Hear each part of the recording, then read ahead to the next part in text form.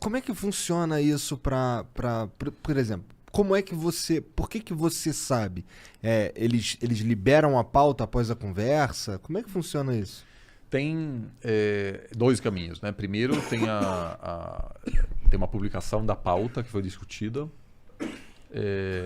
ou tem alguém de dentro que, né, Que vaza. que vaza isso. E que às vezes isso é vazado propositalmente. Claro. Então muita gente de dentro que, por exemplo, discorda de algo, diz, cara, aqui está rolando uma conversa estranha. Passa isso para algum jornalista para que o jornalista repercuta, e aí o governo às vezes tem que dizer não é bem assim, etc. E às vezes, de fato, uma pessoa de dentro do governo consegue, por meio da imprensa, reverter alguma decisão. Então, geralmente legal, por meio isso aí, desses... House of Cards, total. É um pouco isso. Mas é muito comum, né? Eu acho que não, tem algumas partes um pouco... fantasiosas ali fantasiosas, mas assim, claramente... Empurrar alguém na frente do metrô? Por exemplo, eu acho que teve poucos presidentes americanos Eles que mandam fizeram matar com outras isso. pessoas, né? Claro, óbvio. Eu acho que essa parte não. Mas fora, sim. Então tem isso. E isso aí, aliás, é uma outra questão importante. Os Estados Unidos libera, com alguns anos, às vezes décadas de atraso, todas as conversas, ligações entre presidentes. Então a gente pode hoje ler e ouvir, inclusive, os áudios de conversas entre Clinton e Tony Blair no Reino Unido, etc. Que da hora. E aí, muitas vezes, é muito interessante. O Clinton falou pro Blair que ele tem vergonha de ser americano. Ele acha os europeus mais chiques, por exemplo. Ele falou isso assim. Em conversa assim, às vezes eles se dão bem. O FHC se deu muito bem com Clinton também. Também porque eles, enfim, tinham interesses em comum, assim. Parece mesmo naipe. Era um mundo... Bom, pelo menos quando eu vivendo aí na década de 90, era um mundo que era mais gostoso. Então, isso é um assunto, eu acho que tem tudo a ver, inclusive, com o Afeganistão. Você tinha nos anos 90 um período de muito otimismo, mas também eu acho que de uma situação que os Estados Unidos venceram a Guerra Fria. O Fukuyama publica aquele livro dizendo: o fim da história chegou. Todos nós seremos democracias liberais. Aquele sistema veio para ficar. A globalização estava avançando, então havia níveis de pobreza em queda em muitos países ao redor do mundo. E a expectativa era que era isso mesmo. Não ia mudar mais, né? Mas naquilo também havia o que a gente chama de ocidentalcentrismo enorme, porque no fundo o que se cria é que todo mundo ia ficar meio mais parecido com a gente.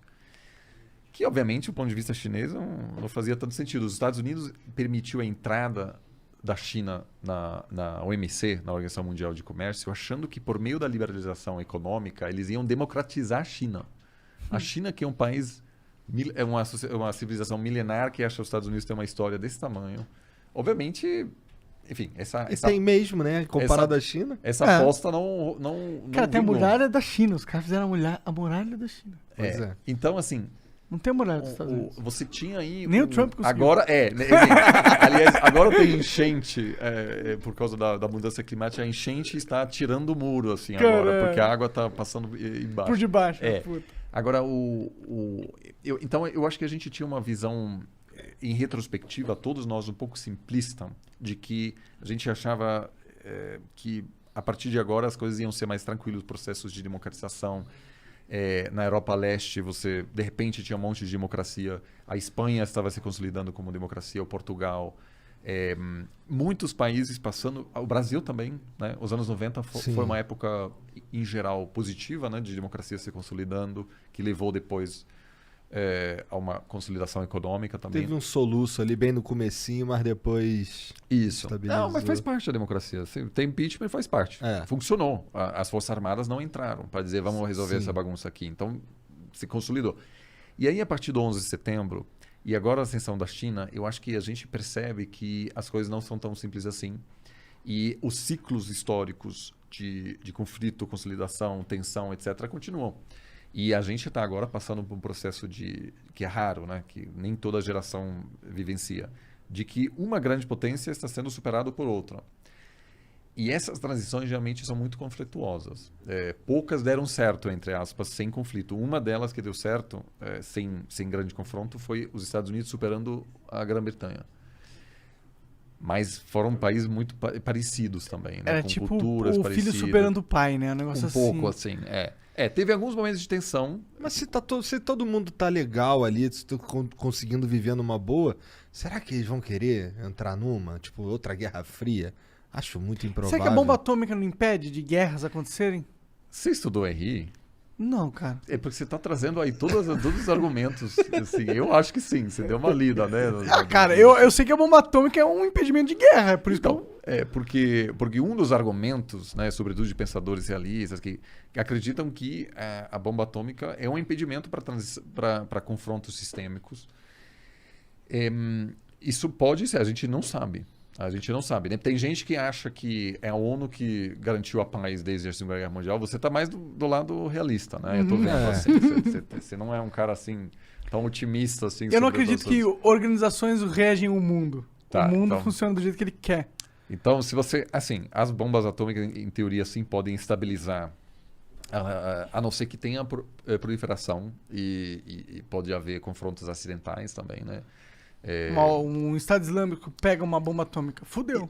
Isso é uma possibilidade, mas a outra é a Primeira Guerra Mundial, que começou por causa de um assassinato. Aí teve uma aliança entre vários países que foram arrastados para esse conflito e ninguém quis a Primeira Guerra Mundial. Entendi. Então pode haver confrontos e, nesse caso, até uma bomba atômica, em teoria, pode não parar, impedir esse tipo de confronto. Que foda, porque se rola um confronto, acaba o mundo. Uma bomba atômica, tipo, a Terceira Guerra Mundial vai durar 2 semanas. Assim, por incrível que pareça, existe o direito, inclusive, da guerra, né? Ou seja, existem regras e normas que foram estabelecidas. Né? Você que não acredita muito nessas coisas, mas, por exemplo, a neutralidade da ONU, mesmo em confrontos entre dois países, geralmente estava sendo respeitada. Então, por exemplo, no meio de um combate, quando entrou um caminhão da ONU, por exemplo, distribuindo remédios, etc. Aquilo, a princípio, estava sendo respeitado depois da Segunda Guerra Mundial. Antes, foi bem mais complicado. Havia sempre bombardeios de centros civis, etc., durante a Segunda Guerra Mundial, por exemplo, para reduzir a taxa o apoio da população ao governo, por exemplo. No caso da Alemanha, todas as cidades foram destruídas pelos aliados, e os alemães destruíram as cidades britânicas, que todos hoje em dia seriam crimes de guerra, crimes contra a humanidade. Mas nós tivemos um índice de genocídio caiu muito, nós tivemos poucos, porque existem regras para desincentivar e inclusive parar genocídios, como aconteceu em Ruanda. Então, quando o Gaddafi disse eu vou exterminar toda a população de Benghazi, na Líbia, houve uma intervenção militar que depois tornou-se uma outra coisa, e isso foi um grande erro, mas a princípio essa intervenção foi pensada para evitar um genocídio nessa cidade.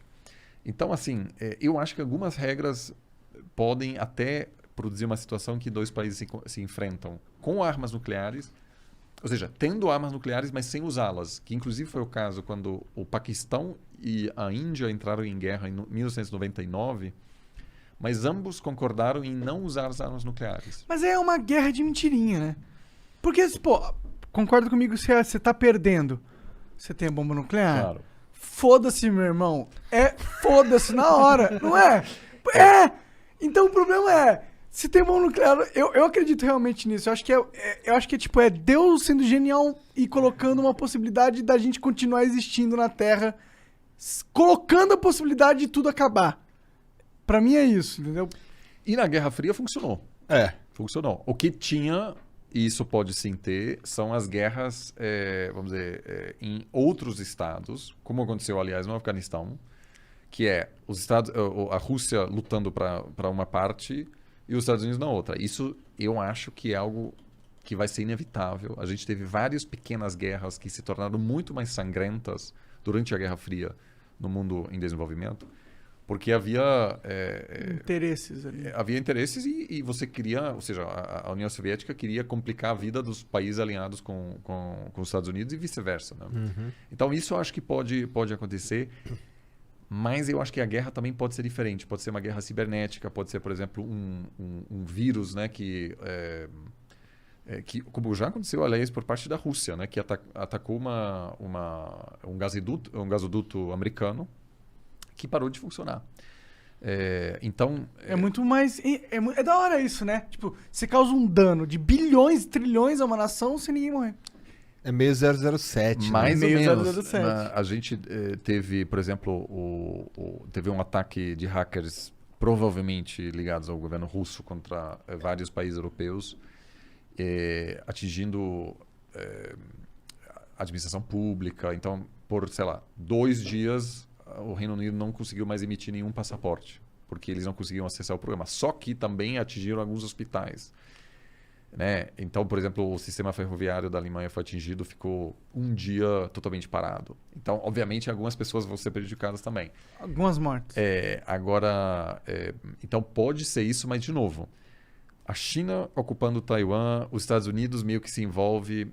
É claro, as armas nucleares podem evitar um confronto Mas fim sistêmico. do mundo, sim. Mas eu não teria 100% de confiança de que aquilo é nosso seguro de planeta. Até porque se você criar um sistema de defesa perfeita, antimíssil, Exato, por exemplo. você consegue tirar a ameaça de uma bomba nuclear. Você fala, ok, quero ver se acertar no meu país. Eu tenho um super sistema de laser, motherfucker, 9,9999. Ou você, por meio de um vírus, consegue inviabilizar temporariamente toda a estrutura nuclear de um país, que naquele momento, o que você está dizendo, esse mecanismo de destruição mútua assegurada, ele deixa de existir. Pá, faz sentido total. Aí só eu que te destruo. Que Só de cab-